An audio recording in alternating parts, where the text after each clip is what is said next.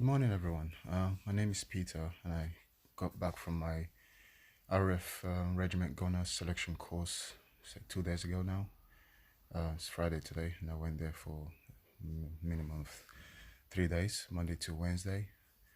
So this is the year 2020, January 2020, and I'm gonna be talking about how I prepared for my PGSC and give you some tips as well, and also how the process at RF Huntington went through. So while preparing for my PGSC, because I know the fitness test requires you to run 2 kilometers run, 20 push-ups or more depending on your age, sit-ups as well as thigh pull as well as medical ball. So how I prepared for my fitness test is I'm into sports anyway. I run as well as football as well as cycling, and I know the fitness test requires you to run for 2 kilometers. How I prepared is I usually run for 4 kilometers instead, and both on the grass as well as on the pavement. So I would suggest, if you're gonna be preparing for your PGSC, to run or push yourself a bit more than what is expected of you. So I usually run mostly weekends because I work during the week. So mostly weekends I run 4 kilometers, sometimes on Saturdays, sometimes both Saturdays and Sundays. And I will suggest you also run on the grass, practice running on the grass, because it's important, because you're going to be running on the grass on the day of your test at RAF Huntington. And also, once in a while, if you haven't really got time to go to the gym, say once in a week, I would suggest you go to the gym, practice running on the machine, on the treadmill machine. Also practice medical ball, because most people in my selection course failed because of not having the good technique on how to throw the medical ball. So I would suggest you go to the gym, lift up the medical ball, lift up a ball. There's usually a ball in the gym anyway that says about 4 kilos, 5 kilos, and so forth. So, just pick up the ball and sit down on a sitting position in the gym and try throwing it and see how far you get. You can also measure it by using your feet to count, how many foot you've done, how far the ball went, and you can calculate with your foot, because that's how I did it. And then you can then measure it with your feet, and then you can convert it into meters to see if you were able to get the minimum standard of 4 meters. And also in the gym as well, I'll suggest you also practice weightlifting, but not too much. Just lift the weight and trying to feel the weight on yourself, so that when you get to the thigh pull, it wouldn't be that hard for you to pull up. Also, definitely practice push-up. Practice your push-up, practice your sit-up as well. Because there was a guy who came there and he only did 6 or 8 push-up in a minute, which was, everyone was very surprised, and very surprised that someone could come in and do 8 push-up in a minute. It was ridiculous, actually. And so practice your running. And I know the running, it's about 9 minutes 30 seconds. Time your run as well. When you're running as well, time it. Make sure you make sure you're able to run and push yourself to be able to run within that 9 minutes 30 seconds, so that when you get to your PGSC, you can be able to run a bit faster and push yourself a bit more. So usually I run 4 kilometers. When I come back home, a bit of stretch up, and then do my push-up. Obviously I time it on my phone, and do my sit-up as well. Also time it as well, time it within the 1 minute, and see how many you can do within the 1 minute. And also the next day, again the same, keep pushing yourself, so that when you get to your test, it won't be as hard as it won't be as hard, and your body can cope as well. So what to expect when you get to your to RAF Huntington. So basically we got to Thetford Station, which is at Suffolk, and then we waited to, I think you meant to arrive there at 3. I got there before 3 anyway, because my wife drove, drove me there. We got there at, I think, at 2:45, and already there were some guys already there waiting. So the corporal came with the van at 3 o'clock sharp, which was, they said to arrive at 3, and they call out your names and make sure everyone is there, and then you get on the bus and then straight to RF Barnham. So you're gonna spend the night at RF. No, first you go to RF Huntington for dinner. You get something to eat, before, and then they give you a debrief of what to expect, how to behave, make sure no one is, no one is being naughty, because it's a 3-day interview, so they're watching you like an eagle in everything you do, so make sure you're in your best behavior when you get there as well. So yeah, we had the dinner, had the debrief, and then got on the bus, went back to RF Barnham, where our mudguards were, which is where we'll be spending the night. So make sure you dress smart. It's very important. Dress smart, nice shave, nice looking haircut as well. Shoe, just clean your shoes, make sure it's not dirty as well. Yeah, so we got to RF Barnham, got ready for the night.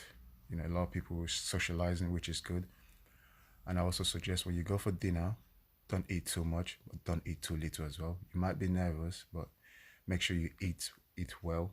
Don't eat too much, because there was a guy who was so hungry, he ate a lot, and then after a few hours he was complaining of stomach ache.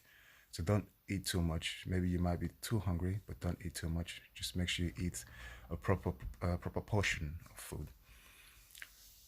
Day 2, woke up at 6 o'clock, got ready, and did our chores. Did the ablution, which is like, going for a shave, brushing, shower. And then we did our chores, which was, just not really nothing, just vacuuming your room and, cleaning, wiping down the toilets, mopping it up, Everyone got outside, got ready. You're going to be handed a bag with a water bottle and a high vis, and you're going to be given a number. So you'll be given a high vis with a number on it. So make sure you remember your numbers as well. If you can't remember, write it down on your notebook or something, whatever numbers you'll be given. And then we got on the bus, straight back to RF Huntington at 7. Had breakfast.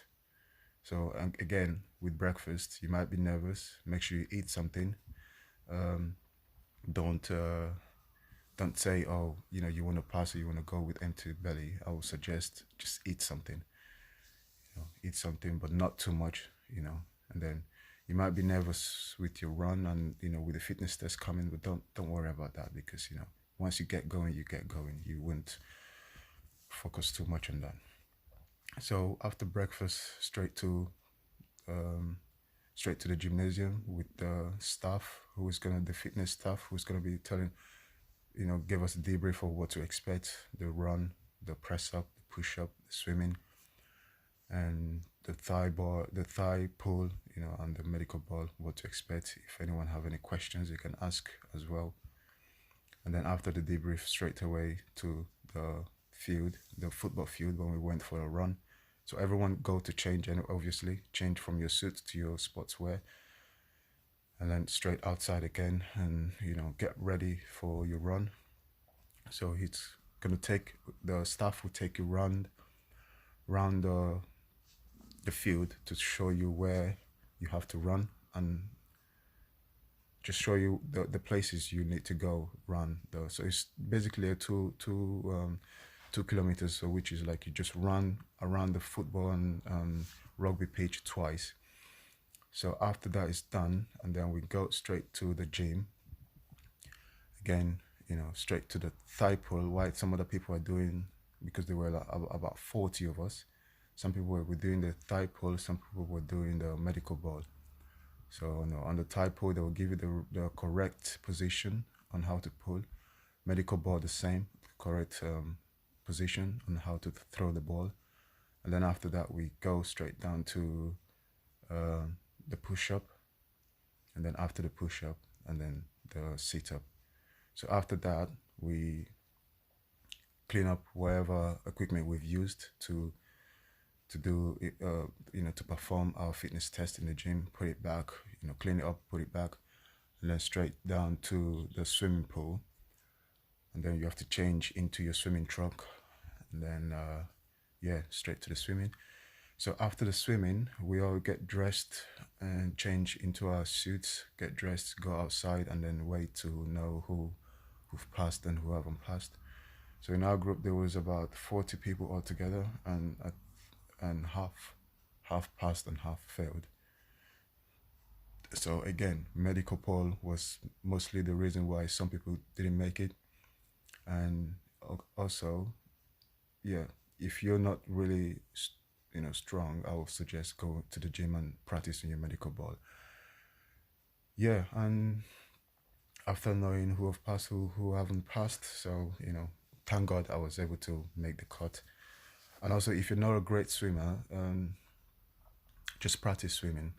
As long as they see you put an effort, as long as they see you put an effort in your swimming, they might give you leeway, but make sure you practice your swimming. Push yourself in the pool. If you don't really know how to swim, if you go to the swimming pool in your local gym and you can see someone who is pretty good at swimming, ask them for some advice or some tips on how you can be better at swimming, because that's what I did. I'm not really good at swimming, so I had to ask someone for some advice, and and then practice. Yeah, so after we got separated into groups of those that passed and those that failed, we went straight to looking at the guns, the pistols, the rifles, the machine guns, and the night vision goggles and all that. So your corporal will explain, whoever is the corporal in charge of that, they will explain to you how everything works and the range. So the pistol range is at 30 meters. The rifle is around 400 meters. The machine gun is around 800 meters, or the sniper gun is around 800 meters. So after that, we went for lunch. So you're gonna be on your feet every time, marching everywhere. So just when you're marching or when you're walking around in your groups, don't start talking, because they're gonna be screaming at you if you talk. But they're not that bad. The corporals on my PGSC were very nice. Very, very calm. They tell you in a nice way to stop talking, and and focus. Whatever questions you've got, just ask, because they will explain to you and they will tell you. Don't be shy asking questions. And then yeah, after looking at the guns, we went for lunch. Obviously, everyone was tired. Everyone was so hungry. So a lot of people, like myself, a lot of people had a lot to eat.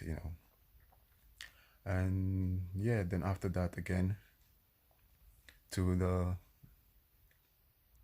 more lessons, more lessons. We learned more about how there's no discrimination in the RF. Some of the things that people will be suffering from, like dyslexia, and how they can help you to cope with things like that. Yeah, things like that. So they'll explain to you, and then you're gonna do a test, and just a simple English test and a simple mathematics test as well, just for them to know what level you are in English and maths. So don't worry too much about it. It only takes about, I think, 20 minutes, and that's it. Yeah, and then you got another 20 minutes to write about yourself. What's about your life, about your hobbies, about your ups and downs in life, about your family, about also why you want to join the RAF. So yeah, it's just 20 minutes of writing, just for them to know how fast you can write about yourself in 20 minutes, and how many words as well you can write in 20 minutes. Yeah, and after that, we went down for dinner. So that took about a couple of hours, because that's all you're going to talk about yourself as well. Yeah, that's the first thing you do. You talk about yourself, where you're from, what you do, what your hobbies are, your job as well. Yeah, generally just things about yourself. And yeah, after that, we went down for dinner, then some more debrief, and and then went to a room, spoke to some of the recruits who have passed their basic training and are doing the phase 2 training. So we spoke to a lot of them and asked them a few questions on what to expect and what not to expect. And yeah, and then we went to the museum, the RAF museum. There, it's right there in Huntington. There's a lot to see there. It's a lot of guns, a lot of a lot of mortars, a lot of vehicles from the 1900, from First World War. You also got vehicles and guns from from Second World War, and yeah, uniforms dating back to when the regiment started and to present. And yeah, there's a lot to see, but we only had 45 minutes, so we didn't have a lot of time to to see a lot of things. But we got a lot. We just walked around and have a quick look at everything. Yeah, and after that went down to to a place and just chill out. Talk to the RF regiment gunners who are doing the phase 2, and yeah, after that, and then we got on the bus and went back to our mudguards, back to our Banham, where we chilled, and and then you get to know how many people left in your room. In my room, we were like, I think 11 or 12 altogether, but those that were successful, there's only 3 of us left in our room. So yeah, so just prepare yourself. It's quite nice. There's nothing to be nervous about. Just make sure you're you're very fit. Not very fit, but make sure you're fit enough. So when you get there, you do yourself proud, basically. So the final day, we got more brief, and we'll explain more what the RAF regiment gunners do. We'll explain. They told us about the process, from basic training down to phase 2 training, how long the duration it takes. Basic training is like 10 weeks. Phase 2 training is 20 weeks. And then plus, if you don't know how to drive, they will teach you how to drive as well. So that takes about 3 weeks as well. So yeah, and then if you get injured, they can put you into rehabilitation. If you pass your phase 1 training, there's a program called Journey. And then you get to 2 weeks before your phase 2 training, they'll start training you on the guns and what to expect on phase 2 training, basically. So that's called junior. So there were some guys doing junior there already as well when we got there. And yeah, after everything, you get issued a certificate to say that you've passed your phase 2, you've passed your gunner, at RF Huntington. Just to the corporal is gonna the corporal and the flight sergeant gonna hand that to you, and to say congratulations that you've passed your PGSA. So yeah, that's a couple of things to expect. So yeah, guys, this is just to a video just to explain the process of the PGSC. So if you've got any questions or anything you want to know, just comment on the video below. Thank you. Have a nice day. Bye.